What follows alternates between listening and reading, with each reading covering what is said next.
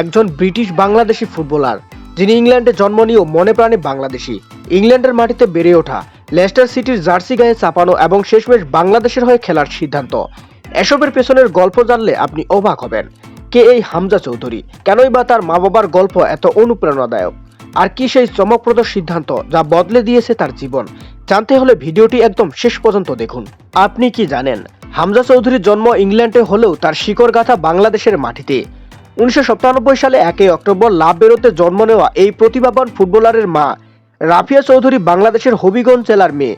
তবে তার বাবা গ্রেনাডিয়ান। ছোটবেলায় হামজার জীবনে বড় ভূমিকা পালন করেন তার সৎ পিতা দেওয়ান মোর্শেদ চৌধুরী। তিনি তাকে নিজের সন্তানের মতো করেই বড় করেছেন। কিন্তু কিভাবে এক গ্রামের ছেলে সন্তান এক ইংল্যান্ডের প্রিমিয়ার লিগ মাতাবে, চলুন সেই গল্পে যাই। মাত্র 7 বছর বয়সে লেস্টার সিটির একাডেমিতে যোগ দেন হামজা। কিন্তু সবই এত কি সহজ ছিল? মোটেই না। অনেক চ্যালেঞ্জ, প্রতিযোগিতা এবং সংগ্রামের মধ্য দিয়ে তিনি ধাপে ধাপে উপরে উঠেছেন।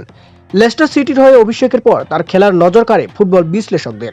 তার আক্রমণাত্মক ডিফেন্সিভ মিডফিল্ডিং স্টাইল অনেককে মুগ্ধ করে।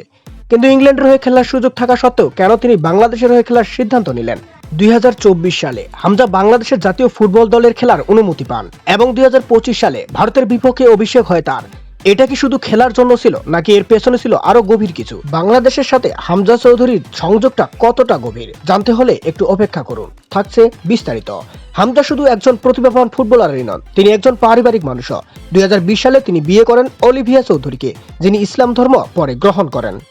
হামজা চৌধুরীর 3 সন্তান রয়েছে। আপনি জানলে অবাক হবেন যে তাদের 3 সন্তানের নাম নবীদের নাম দিয়ে। বলা যায় সে একজন ধর্মপ্রাণ মুসলিম।